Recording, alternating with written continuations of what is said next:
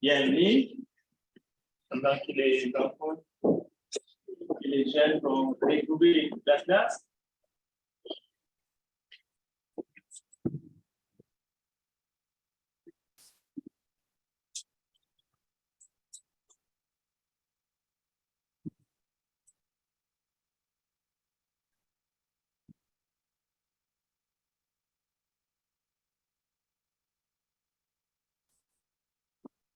Nous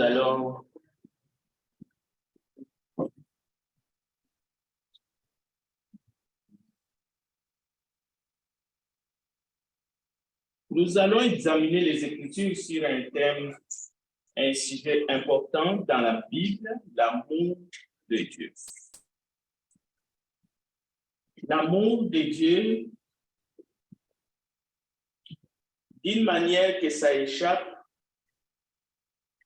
à des millions, à des milliards d'êtres humains créés à l'image de Dieu et vivant ici-bas sur la terre. Cela veut dire que cet amour de Dieu est mal compris, dénaturé parfois, et souvent l'être humain est insensible. Il ne se sent pas concerné par cet amour aussi, cet amour divin, qui est un amour infini. C'est un amour sans mesure, sans pareil. Cet amour n'a pas de comparaison. On ne peut pas les comparer avec l'amour humain. L'amour que l'humain peut avoir envers son semblable. Mais l'amour de Dieu nous laisse indifférents. Parfois, c'est incompréhensible. Surtout, c'est dans sa dimension où le Dieu d'amour est en même temps le Dieu de justice et de miséricorde. Le Dieu d'amour est aussi un Dieu sévère. C'est dans ce sens-là que cet amour est méconnu.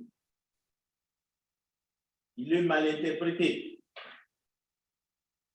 Et on peut même utiliser des termes que cet amour est parfois abusé. Alors, nous allons, pour une fois, regarder plusieurs passages, parce que c'est un thème qui est profondément là devant nous, parce que l'amour de Dieu, on ne l'étudie pas, on peut le voir, on peut le contempler à travers la création. Sa grandeur infinie,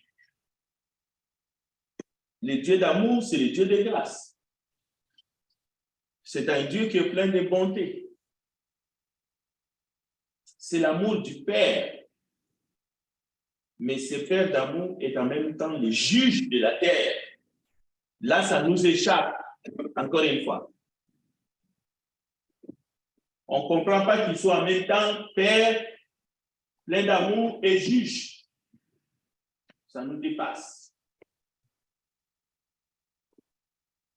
Et son jugement, il est fait avec justice. Comment est-ce que le Dieu de grâce peut en même temps être celui qui juge son peuple et qui punit parfois sévèrement? Et nous verrons, et qui peut punir éternellement. Alors, le premier texte que nous irons prendre se trouve dans première lettre de Jean, chapitre 2, verset 5. Alors, tous les passages que nous allons examiner, c'est pour comprendre, mieux comprendre l'amour de Dieu, pour ne pas mal interpréter cet amour et surtout ne pas être dans la confusion. C'est pour cela on va chercher à cerner, à saisir l'amour divin, l'amour du Père dans la parole de Dieu, mais dans toute sa parole. Mais nous n'allons pas utiliser cette démarche, même en 4 matins, même dans un mois. Mais au moins, nous allons toucher l'essentiel pour que nous ne puissions pas être dupes, pour que le diable ne nous séduise pas et qu'un jour nous soyons étonnés. Comme les enfants d'Israël, à un moment donné, ils étaient étonnés, ils ne comprenaient pas. Ils disaient, mais tu nous avais promis, tu avais dit à nos pères que tu nous as choisis, tu nous as élus, tu nous as donné en héritage à perpétuité. C'est ce qui vous est là. Mais lorsque les prophètes se présentaient ou le porte-parole de Dieu, si vous regardez dans le Torah, c'est-à-dire dans les livres, les 5 premiers livres de la Bible, si vous lisez Deutéronome, Exode, vous allez voir que lorsque Josué parlait au peuple, ou lorsque Moïse parlait au peuple, le peuple disait, répondait toujours à haute voix. C'est comme ça que le peuple répondait à haute voix, que ce soit devant Josué ou devant Moïse ou devant d'autres envoyés. Il disait, nous obéirons à l'Éternel, nous ferons sa volonté. Pourquoi il disait ça? Parce que le message était, si vous êtes fidèles, si vous faites sa volonté, si vous obéissez à ses commandements, voici ce qui vous arrivera, voici ce qui vous arrivera, il tiendra sans promesse. Mais si vous vous détournez de lui, il y avait des malédictions qui allaient s'abattre sur le peuple. Mais à la fin, le peuple criait à haute voix, nous tiendrons, nous obéirons, nous garderons ses commandements. Mais on sait ce qui est arrivé. Alors, je vais demander au premier ou à la première lectrice de nous lire 1 Jean chapitre 2, juste le verset 5. Écoutons attentivement parce que je ne ferai pas de commentaires ce matin. J'aimerais seulement que nous puissions laisser la parole de Dieu nous enseigner c'est quoi l'amour de Dieu au fait. C'est lui qui garde sa parole, l'amour de Dieu est véritablement parfait en lui. Par là, nous savons que nous sommes en lui. Ah, c'est le titre de l'enseignement de Christ. Au fait, ce n'est pas l'amour de Dieu. Je suis venu comme un peu vous amener dans les thèmes. Je voulais que les textes nous donnent le titre de l'enseignement de ce matin. Ce n'est pas l'amour de Dieu. Le thème, c'est l'amour de Dieu véritable et parfait en nous. Comment l'amour de Dieu est véritablement parfait en nous. C'est ça le titre. Il est possible de connaître l'amour de Dieu, d'entendre parler de l'amour de Dieu, de lire l'amour de Dieu, de voir l'amour de Dieu à travers sa création, mais l'amour de Dieu n'est pas véritablement parfait en nous, en toi, en moi. Donc l'enseignement doit nous amener à être conscients de rechercher, de saisir la grâce de Dieu, de comprendre, comme il est écrit. Ce n'est pas quelque chose que toi tu dois faire, au fait, non. C'est quelque chose que tu dois être conscient que l'amour que nous attendons parler, l'amour de Dieu, pas l'amour des hommes,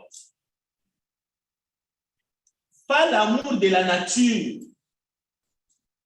Il y a des amoureux de la nature. Ce n'est pas ça. Mais l'amour du Père céleste, qui est plus grand que l'amour de nos pères biologiques. Comment est-ce que cet amour de celui qui m'a créé doit véritablement être parfait en moi? Parce qu'il est possible que cet amour ne soit pas véritablement parfait en nous. Alors c'est là que nous allons comprendre quel est cet amour divin qui va condamner quelqu'un éternellement. Et cette personne qui sera condamnée éternellement, c'est sa créature.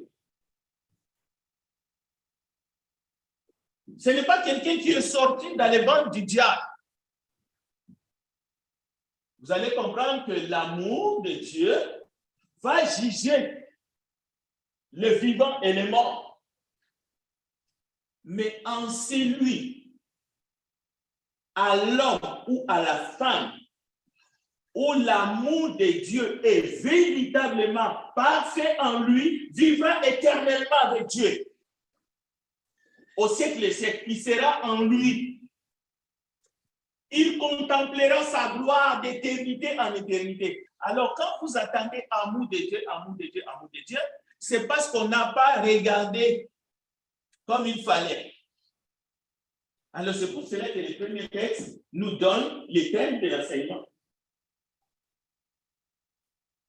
Le frère Carlos l'a bien lu. Moi, je ne fais pas de commentaires. Beaucoup ont prêché sur l'amour de Dieu. L'amour de Dieu fait que nous sommes réveillés ce matin. L'amour de Dieu fait que nous respirons ce matin et notre cœur est en train de battre. Et nous nous réjouissons. Nous allons adorer Dieu tout à l'heure. Mais est-ce que son amour est parfait en toi? Est-ce que son amour est parfait en nous?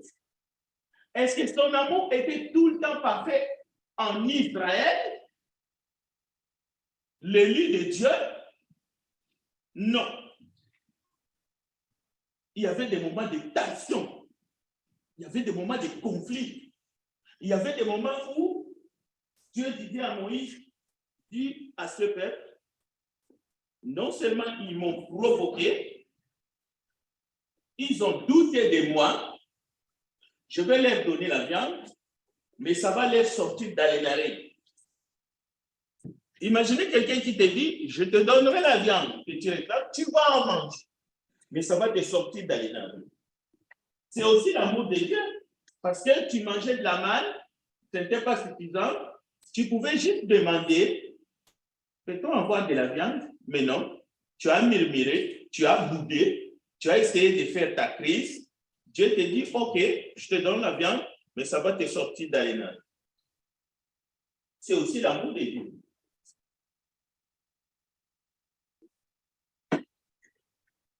Ils ont connu tout ça. Et lorsque nous regardons dans la Bible, c'est ce Dieu-là. Il n'a pas plusieurs facettes. Dieu n'est pas multiple. C'est une abomination. Il n'y a qu'un seul Dieu. Il n'y en a pas deux.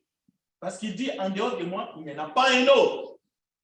Maintenant, c'est lui qui dit, c'est lui qui garde ma parole. Écoutez bien.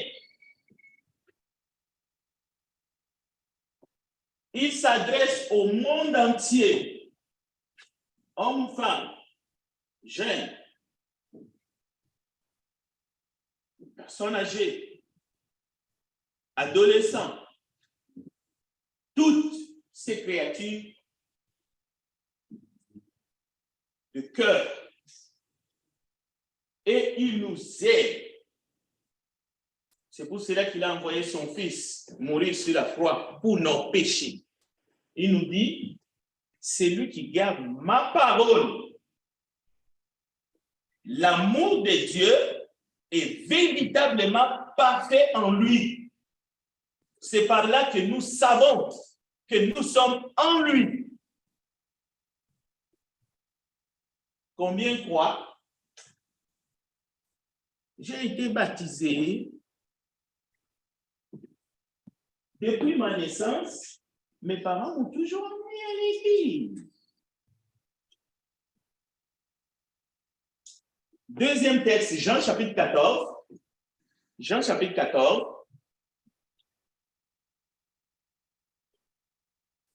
Notez les passages. On va lire juste le verset 21. Un autre lecteur ou lectrice. On va lire le verset 21 et 22 parce qu'il y a un personnage qui va nous envoyer un peu de matière à réflexion. Jean 14, verset 21 à 22. Celui qui aime le commandement et qui les garde, c'est celui qui m'aime.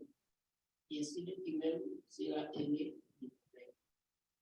Je l'aimerai et je vous ferai connaître à lui.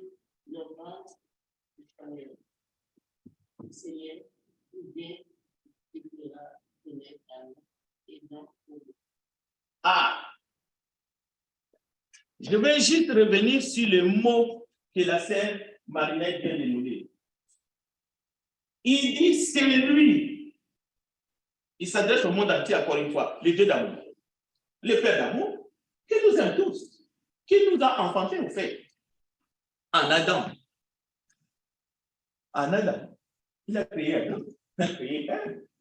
Et voilà, c'est son nom. Les ancêtres. Nous sommes sortis de. Alors, ici, la parole de la vérité nous a envoyés par Jésus-Christ et un des disciples le plus rapproché du Christ. C'est lui qui écrit. Et même c'est lui qui a écrit le premier texte que le frère Carlos nous a lu. Donc, les deux textes, le même écrivain, mais qui a été rempli de l'Esprit Saint, qui a suivi les enseignements auprès du Maître.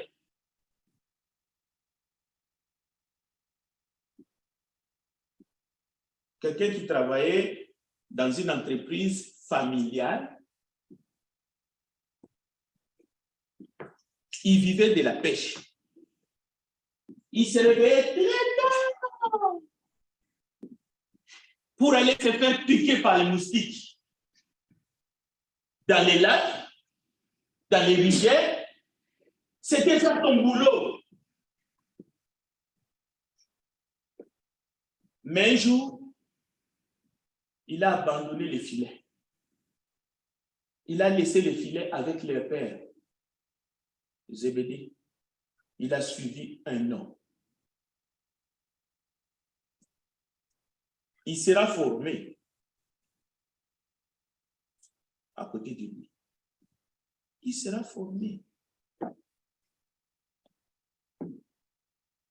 Il va entendre les paroles qui sortent de sa bouche. Cela veut dire qu'il va être formé, comme nous sommes en train d'être formés chaque matin en venant en ce lieu. Et ça, c'est suffisant que personne ne veut. C'est assez. Dieu peut multiplier ça au centime pour faire de vous des gagnants des âmes, hommes utiles dans sa maison. Parce qu'il a la puissance, il a la capacité, il a l'autorité. C'est ce que Jésus a fait avec cet homme. Écoutez maintenant ce qu'il nous envoie comme message. Il dit ceci, par des paroles sternes, mais puissantes. Dieu parle à travers cet homme, par son esprit, il dit, c'est lui qui a mes commandements et qui les garde. C'est celui qui m'aime. Et il continue, il dit, et celui qui m'aime sera aimé de mon Père, je l'aimerai et je me ferai connaître à lui. Maintenant, vous pouvez continuer la réflexion. Nous vivons dans un monde où on trouve des gens qui peuvent carrément vous dire, moi, je n'aime pas Jésus. Je ne l'aime pas. Il me dit rien au fait. C'est une fabrication des Européens. Les Occidentaux, ils ont fabriqué quelqu'un qui n'a jamais vécu pour aller coloniser l'Afrique. Il y en a qui parlent comme ça. Nous, on a nos prophètes et il faut qu'ils soient noirs. Mais la même personne, il a sa Bible.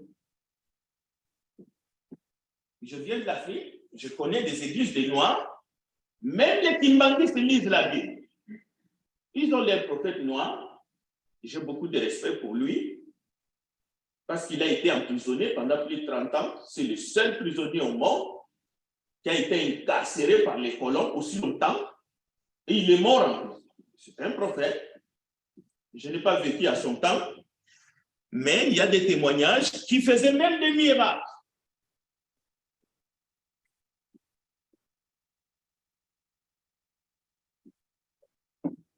Mais si vous lisez dans la Bible, je vous mets en garde.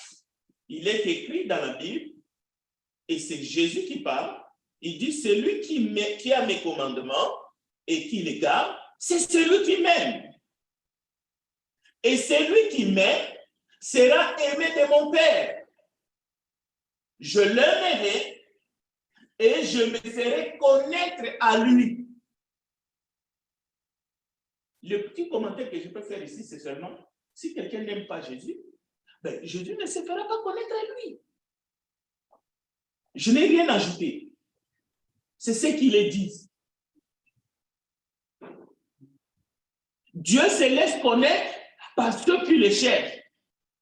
Il a fait grâce dans le passé aux non-juifs qui ne le cherchaient pas. Il se fait connaître à eux. Ça, c'était.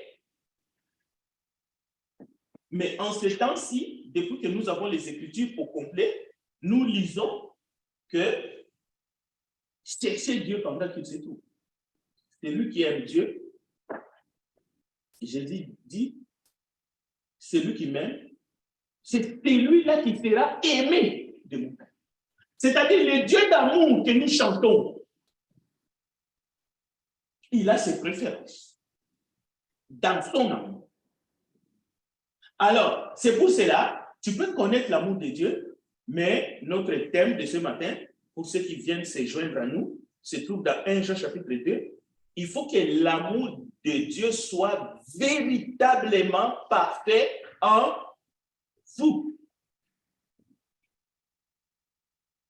Parce que l'amour de Dieu est capable de juger avec sévérité. L'amour de Dieu est capable de jeter l'impie dans un enfer éternel. Ça, c'est l'amour de Dieu. Parce que le Dieu d'amour est en même temps le Dieu de justice. Mais si l'amour de Dieu est parfait en toi,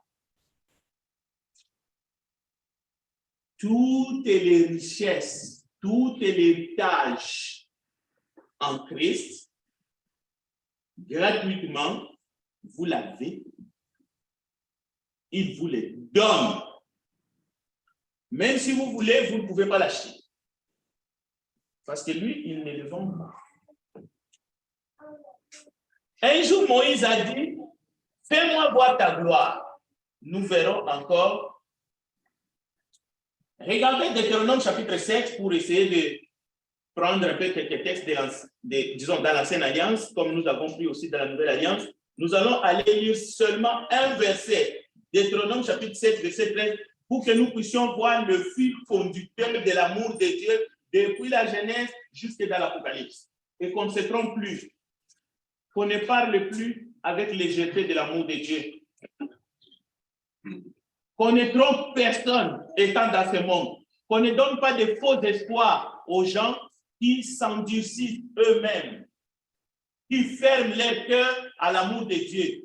Mais nous tentons de leur donner espoir. Nous disons-les la vérité. Deutéronome chapitre 7, verset 13. Si vous avez trouvé, allez-y avec la Bible. Il t'aimera, il te bénira et te multipliera. Bénira le fruit de tes entrailles et le fruit de ton sol, ton blé, ton mou et ton huile, les portées de ton veau et de ton menu bétail dans le pays qu'il a juré à tes pères de te donner. Voilà, on peut s'arrêter là. Si vous lisez un verset avant ou deux, vous allez comprendre pourquoi cette parole dit « il t'aimera ». Il t'aimera. Pas il t'aime. Il y a une différence entre il t'aime et il t'aimera. Et ça s'applique encore de nos jours. Il t'aimera. Il te bénira dans le pays qu'il a juré à tes pères de te donner. Et aujourd'hui, il y a encore des combats, il y a encore des guerres, il y a encore de ceci, il y a encore de cela. Ce bout de terre-là est encore convoité. Mais Jésus est déjà venu dans le monde. Maintenant, des promesses qui étaient physiques, pourquoi on se battrait pour, alors que nous avons maintenant des promesses qui sont éternelles? Est-ce que nous allons au ciel ou est-ce que nous allons à Jérusalem, à Canaan? Juifs, Grecs, gentils, toutes les nations de la terre. Où allons-nous? Où allons-nous? Nous cherchons des conquêtes de terre ici-bas, dans un monde impie qui sera détruit, ou est-ce que Jésus est venu nous montrer le Père et il nous a dit dans Jean 14, verset 1, je m'en vais. Je viendrai vous chercher, afin que là où je suis, vous soyez. Vous voyez? Mais cette promesse, ici, dans Deutéronome, était au conditionnel. Et c'est un Dieu d'amour qui donnait ces promesses. Mais aujourd'hui, alors que nous avons l'évangile dans nos mains, comment est-ce que nous les prêchons? Comment est-ce que nous présentons au monde le Dieu d'amour? Là est la question. Est-ce que nous voulons que l'amour de Dieu soit véritablement parfait dans ceux qui nous écoutent, ou est-ce que nous les trompons? En fait, nous trompons les gens au nom de l'amour de Dieu. C'est une tromperie trompée, un mensonge d'un évangile soi-disant d'amour, mais qui trompe le pécheur.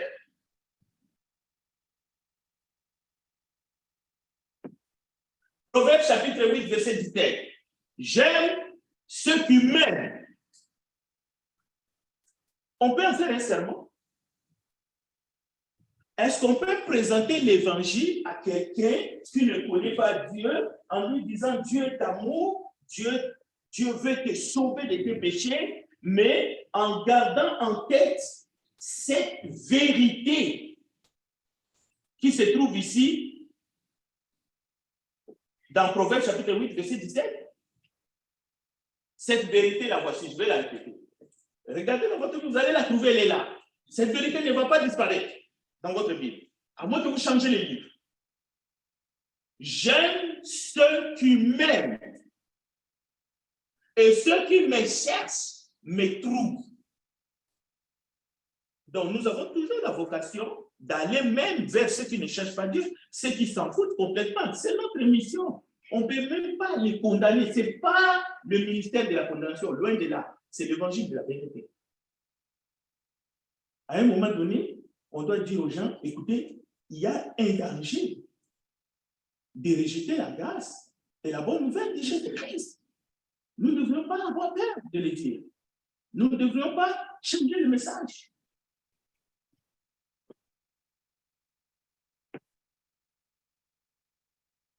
Si vous m'aimez, gardez mes commandements.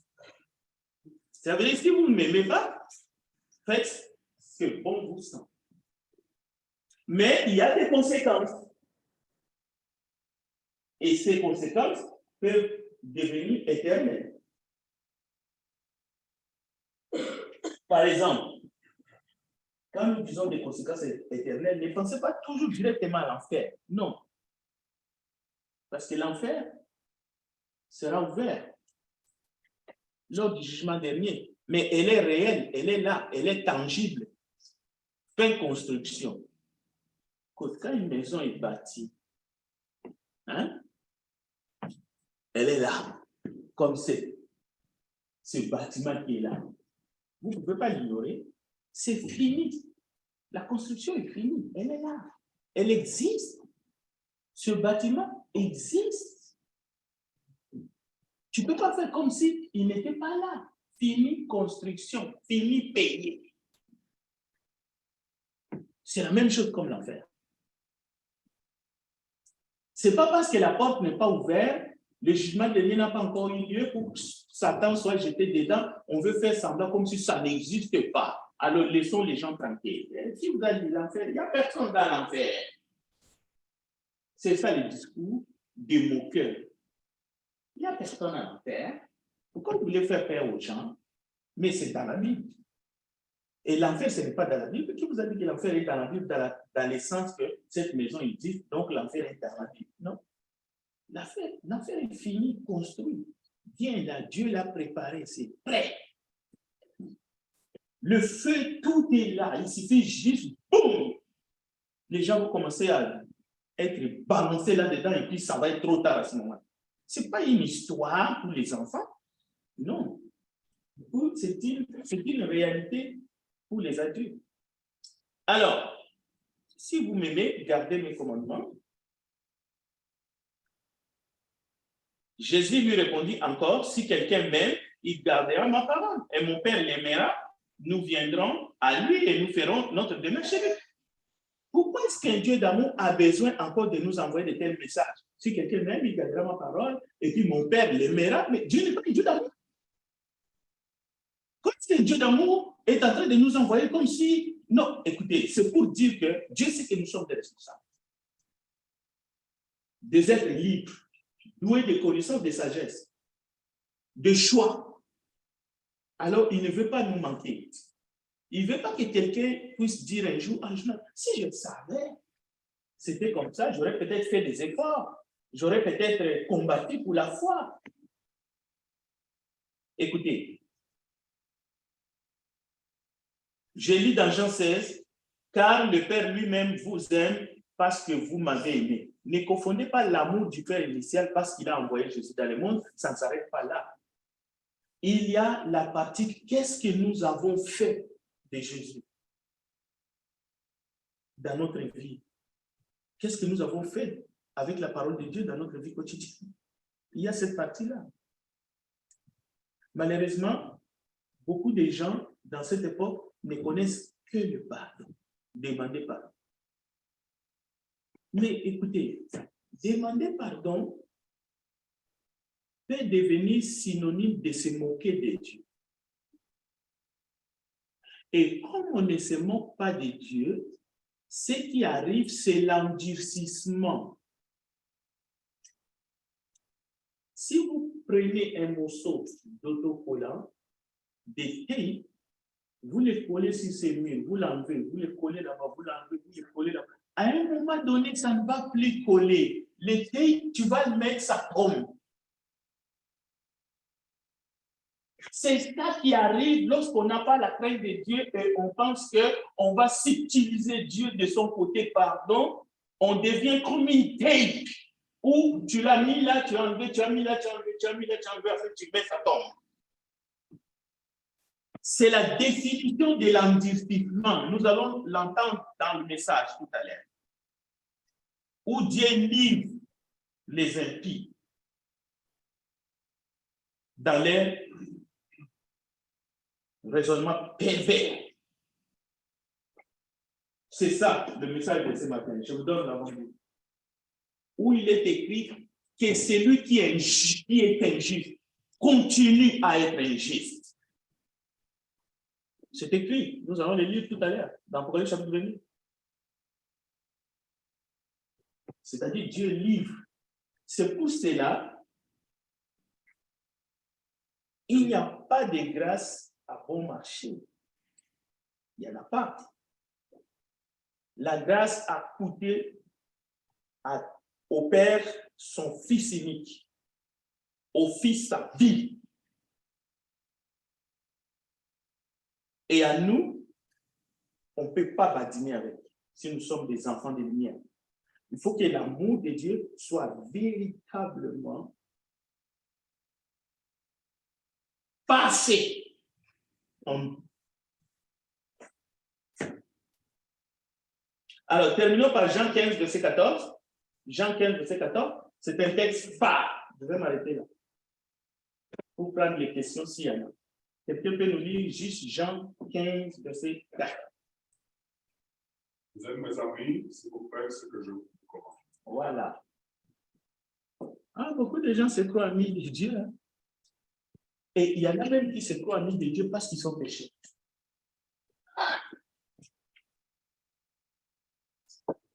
Oui. En fait, c'est une mauvaise lecture que Jésus est l'ami de Dieu. C'est une mauvaise compréhension. Parce que si vous comprenez mal que Jésus est l'ami des pécheurs, vous ne comprendrez jamais Jean 15. Vous êtes incapable. Votre esprit est fermé. Parce que Jésus s'adresse, écoutez, aux gens avec qui il passait jour et nuit ensemble. Il mettait la main dans le même plat avec eux. Comme il mettait la main dans le même plat avec eux. Jésus ne s'adresse pas à Judas, parce que Jésus a appelé Judas son ami. Mais Jésus nous envoie ce message clair.